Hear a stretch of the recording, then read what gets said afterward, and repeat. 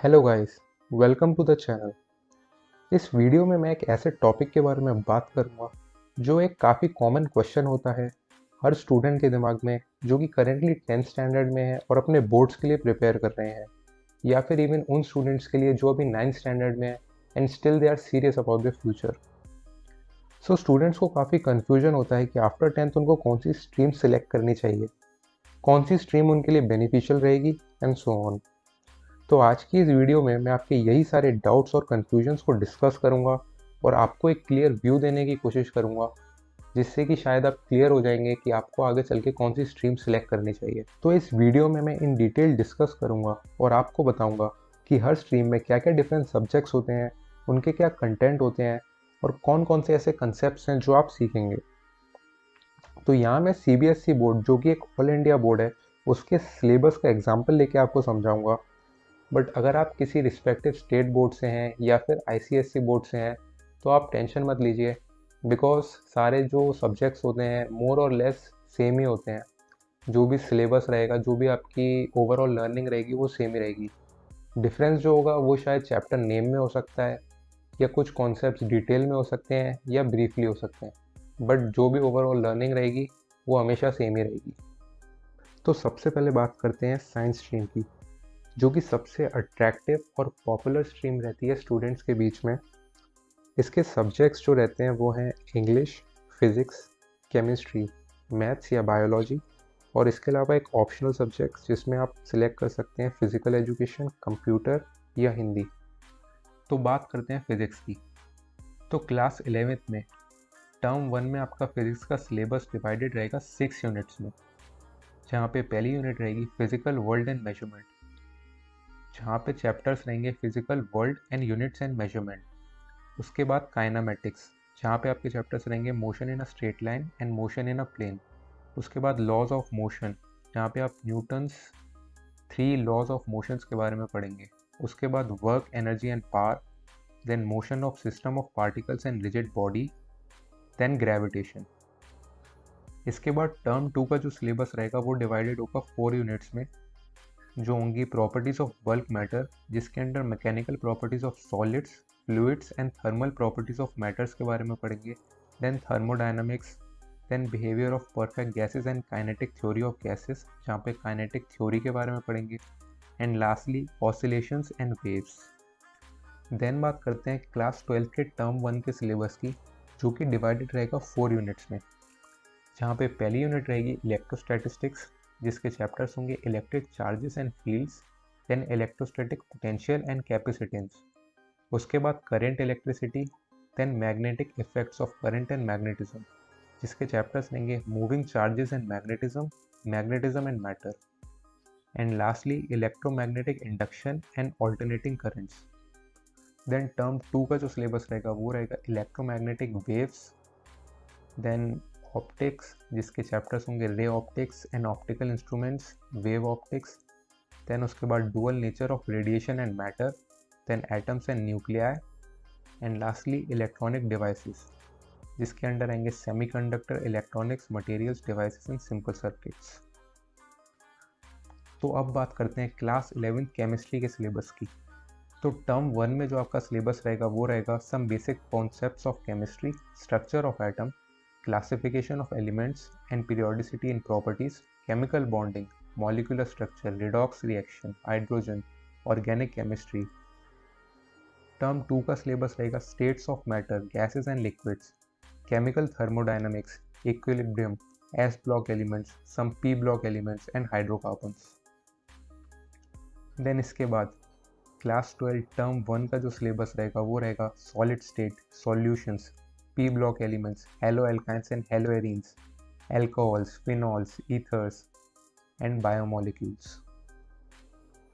उसके बाद टर्म 2 का सिलेबस रहेगा electrochemistry, chemical kinetics, surface chemistry, D and F block elements, coordinate compounds, aldehydes, ketones and carboxylic acids, then amines. ये रहेगा आपका पूरा केमिस्ट्री का syllabus class 11th and 12th का। तो अब आते हैं बायोलॉजी पे। बायोलॉजी में क्लास 11th का आपका सिलेबस रहेगा डाइवर्सिटी ऑफ लिविंग ऑर्गेनिजम्स, जिसके अंडर आपके चैप्टर्स रहेंगे the living world, biological classification, plant kingdom, animal kingdom. Then उसके बाद आएगा structural organisation in animal plants, जिसके चैप्टर्स रहेंगे morphology of flowering plants, structural organisation in animals. उसके बाद आपका यूनिट रहेगी सेल स्ट्रक्चर्स एंड फंक्शन, जिसके चैप्टर्स होंगे cell the unit of life and biomolecules. Term 2 में आपकी यूनिट रहेगी सेल स्ट्रक्चर एंड फंक्शंस, जिसका चैप्टर होगा cell cycle and cell division. Then plant physiology, इसके अंडर आप photosynthesis in plants, respiration in plants and plants growth and development के बारे में पढ़ेंगे। उसके बाद आएगा ह्यूमन फिजियोलॉजी, जिसके अंदर आप breathing and exchanges of gases, body fluids and circulations, excretory products and their eliminations, locomotion and movement, neural control and coordination, chemical coordination and integration, ये सब के बारे में पढ़ेंगे।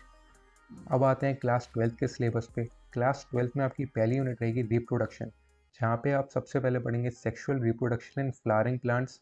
देन आप पढ़ेंगे ह्यूमन रिप्रोडक्शन के बारे में। उसके बाद आप पढ़ेंगे रिप्रोडक्टिव हेल्थ के बारे में।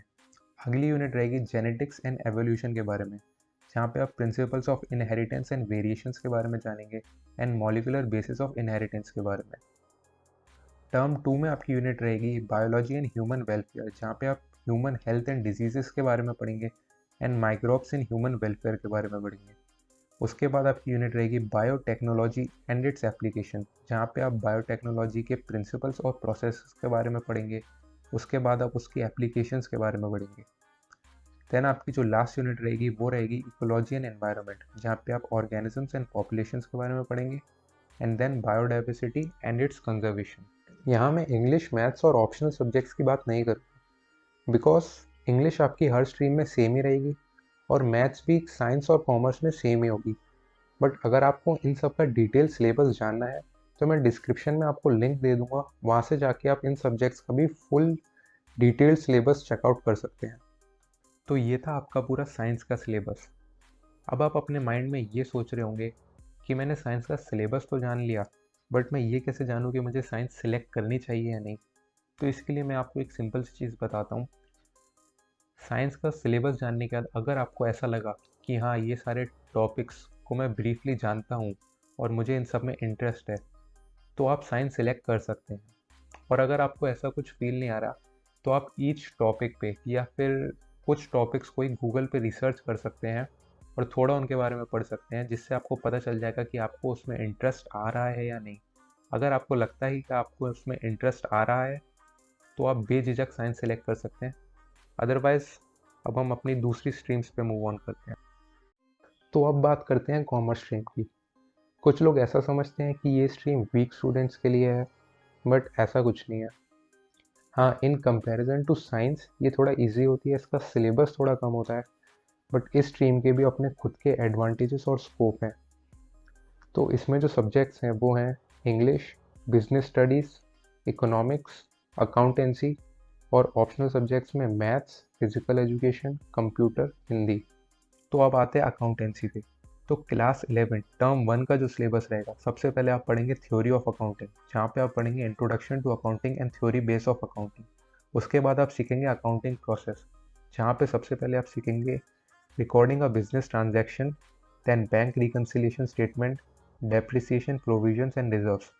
यहाँ पे आप बेसिक अकाउंटिंग के बारे में सीखेंगे, जर्नल एंट्रीज रिकॉर्ड करना सीखेंगे एंड बुक्स ऑफ अकाउंट्स को बनाना सीखेंगे। देन टर्म 2 का जो सिलेबस रहेगा वो रहेगा accounting for bills of exchange, जहाँ पे आप bills of exchange and promissory notes के बारे में पढ़ेंगे और उनको बनाना सीखेंगे। उसके बाद trial balance and rectification of errors, then financial accounting, जिसके अंदर आएगा financial statements of sole proprietorship, and lastly आप सीखेंगे कंप्यूटर्स इन अकाउंटिंग। तो क्लास 11th में आपने पढ़ा था एक सोल प्रोप्राइटरशिप की अकाउंटिंग ट्रांजैक्शंस को कैसे रिकॉर्ड करते हैं। क्लास 12th में आप पढ़ेंगे पार्टनरशिप फर्म्स और कंपनीज के अकाउंटिंग ट्रांजैक्शंस को कैसे रिकॉर्ड करते हैं।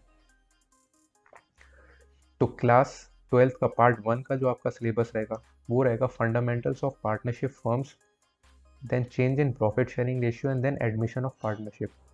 उसके बाद आप पढ़ेंगे accounting for company shares, then analysis of financial statements of a company through ratio analysis.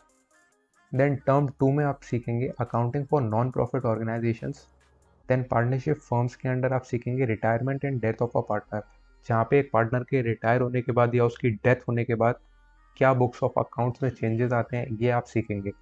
And then आप सीखेंगे dissolution of partnership firms. Then company accounts के अंदर अब आप सीखेंगे accounting for debentures. And then lastly आप सीखेंगे analysis of financial statements, but this time through cash flow statements. तो अब आते हैं बिजनेस स्टडीज़ पर। तो बिजनेस स्टडीज़ में 11th क्लास में आप पढ़ेंगे फाउंडेशन ऑफ बिजनेस के बारे में, जहाँ पे आप पढ़ेंगे evolution and fundamentals of business, forms of business organisations, public private and global enterprises, business services, emerging modes of business, social responsibility of business and business ethics. Then term 2 में आप पढ़ेंगे फाइनेंस एंड ट्रेड के ऊपर, जहाँ पे आप पढ़ेंगे sources of business finance, small business and entrepreneurship development, internal trade and international business के ऊपर। अब आते हैं क्लास 12 के सिलेबस पे। तो टर्म 1 में आप पढ़ेंगे principles and functions of management, जहाँ पे आप पढ़ेंगे nature and significance of management, principles of management, business environment, planning and organisation. उसके बाद बिजनेस फाइनेंस एंड मार्केटिंग के अंदर मार्केटिंग मैनेजमेंट। देन टर्म 2 में आप पढ़ेंगे स्टाफिंग, डायरेक्टिंग एंड कंट्रोलिंग के बारे में। उसके बाद बिजनेस फाइनेंस एंड मार्केटिंग के अंदर financial management, financial markets and consumer protection के ऊपर। तो ये रहेगा आपका पूरा बिजनेस स्टडीज़ का सिलेबस 11th और 12th क्लास के लिए। Next is economics. तो क्लास 11th में टर्म 1 का जो सिलेबस रहेगा वहाँ पे आप पढ़ेंगे स्टैटिस्टिक्स फॉर इकोनॉमिक्स, जहाँ पे आप पढ़ेंगे introduction, collection, organisation and presentation of data and statistic tools and interpretation like arithmetic, mean, median and mode. Then आप पढ़ेंगे माइक्रो इकोनॉमिक्स के बारे में, जहाँ पे आप सीखेंगे introduction, then consumer equilibrium and demand. Term 2 में आप माइक्रो इकोनॉमिक्स के अंदर सीखेंगे producer behaviour and supply, forms of market and price determination under perfect competition with simple applications. And statistics के अंदर आप सीखेंगे statistic tools of measures of dispersion, correlation and index number. तो ये रहेगा आपका 11th क्लास का सिलेबस। देन क्लास 12th की बात करें तो टर्म 1 में आप पढ़ेंगे इंट्रोडक्शन टू मैक्रो इकोनॉमिक्स, जिसके अंडर आप पढ़ेंगे money and banking, government budget and the economy, balance of payments. Then Indian economic development के अंदर आप पढ़ेंगे development experience and economic reforms, then current challenges faced by Indian economy, it is poverty, human capital formation and rural development. Term 2 में आप पढ़ेंगे national income and its related aggregates, determination of income and employment. Then current challenges faced by Indian economy के अंदर अब आप पढ़ेंगे unemployment, infrastructure, sustainable economic development, development experience of India, a comparison with neighbours, जहाँ पे एक comparative development experience होगा India का उसके नेबर्स के साथ। तो इन दी एंड बात करते हैं आर्ट स्ट्रीम की, जो कि शायद इतनी ज़्यादा पॉपुलर और अपीलिंग नहीं है स्टूडेंट्स के बीच, but like I said before, हर स्ट्रीम के अपने अलग एडवांटेजेस और स्कोप होते हैं। तो इसके सब्जेक्ट्स होते हैं English, history, geography, political science, और ऑप्शनल में सब्जेक्ट्स होते हैं लाइक साइकोलॉजी, सोशियोलॉजी। बात करें हिस्ट्री की तो क्लास 11th में आप writing and city life, an empire across 3 continents, central Islamic lands, the 3 orders, ये सब पढ़ेंगे। उसके बाद टर्म 2 में changing culture traditions, the industrial revolution, displacing indigenous people, paths to modernisation. ये आपका पूरा क्लास 11th का सिलेबस रहेगा। देन क्लास 12 में थीम 1 के अंदर आप पढ़ेंगे bricks, beads and bones, theme 2 के अंदर kings, farmers and towns, theme 3 में kinship, caste and class, then thinkers, beliefs and buildings, then bhakti, Sufi tradition, and lastly an empire capital Vijayanagar. Then term 2 का जो आपका सिलेबस रहेगा वो रहेगा kings and chronicles, colonialism and countryside, then rebels and the Raj, then Mahatma Gandhi and the nationalist movement, framing the constitution. तो ये आपका पूरा 12th क्लास का सिलेबस रहेगा। तो बात करते हैं पॉलिटिकल साइंस की। तो क्लास 11th में आपका टर्म 1 का सिलेबस रहेगा इंडियन कॉन्स्टिट्यूशन एट वर्क, जिसके अंडर आप कॉन्स्टिट्यूशन के बारे में पढ़ेंगे, election and representation and local government के बारे में पढ़ेंगे। देन पॉलिटिकल थ्योरी का इंट्रोडक्शन सीखेंगे। देन राइट्स एंड डेवलपमेंट के बारे में पढ़ेंगे। उसके बाद आप टर्म 2 में पढ़ेंगे लेजिस्लेचर, एग्जीक्यूटिव एंड जुडिशरी के बारे में, and then liberty, equality and justice. तो ये रहेगा आपका क्लास 11th का सिलेबस। देन क्लास 12th में आप कंटेम्प्रेरी वर्ल्ड पॉलिटिक्स के बारे में पढ़ेंगे, जहाँ पे cold war era and non aligned movement के बारे में पढ़ेंगे, then the end of bipolarity, then United Nations and its organisations. उसके बाद आप पढ़ेंगे politics in India since independence, जिसके चैप्टर्स होंगे challenges of nation building, planning and development and India's foreign policy. Term 2 में आप पढ़ेंगे new centres of power, South Asia and the contemporary world and globalisation. Then उसके बाद आप पढ़ेंगे parties and the party systems in India, democratic resurgence, then Indian politics, trends and development. तो ये रहेगा आपका पूरा सिलेबस क्लास 12 के लिए। लास्टली बात करते हैं ज्योग्राफी के ऊपर। तो क्लास 11th का ज्योग्राफी का सिलेबस रहेगा फंडामेंटल्स ऑफ फिजिकल ज्योग्राफी, जहाँ पे आप ज्योग्राफी एज अ डिसिप्लिन पढ़ेंगे।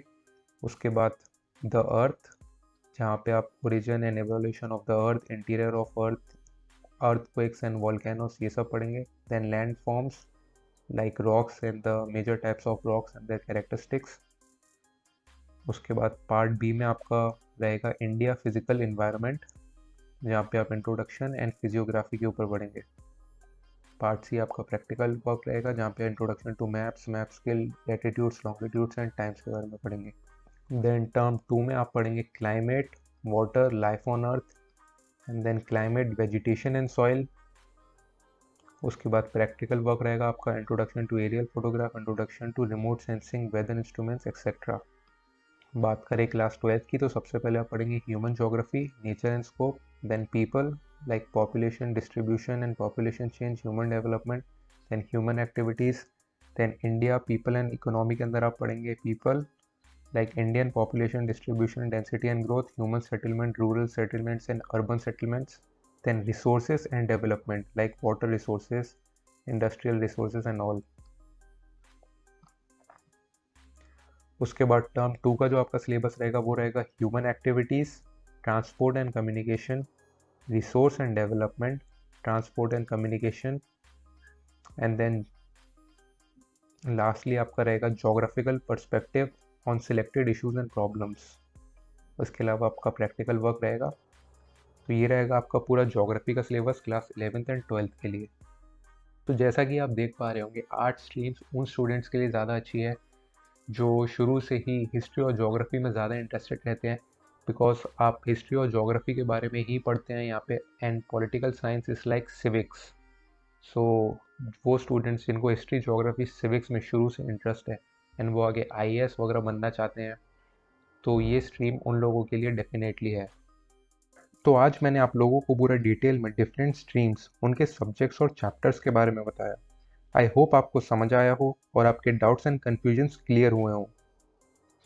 अपनी आगे आने वाली वीडियो में मैं हर एक स्ट्रीम के ऊपर एक डेडिकेटेड वीडियो बनाऊंगा, जिसमें मैं आपको बताऊंगा कि इन स्ट्रीम से आप आगे जाके क्या क्या कर सकते हैं, क्या क्या करियर अपॉर्चुनिटीज़ हैं और आप फ्यूचर में क्या अचीव कर सकते हैं। उसके बाद आप डेफिनेटली क्लियर हो जाओगे कि आपको कौन सी स्ट्रीम लेनी चाहिए। तो मेक श्योर करें कि आप चैनल को सब्सक्राइब करें ताकि आने वाली वीडियोस आपसे मिस ना हो। और अगर आपको वीडियो पसंद आई हो तो इस वीडियो को लाइक ज़रूर करें और अपने फ्रेंड्स के साथ शेयर करें जिनको कि सेम कन्फ्यूजन है। So thank you guys.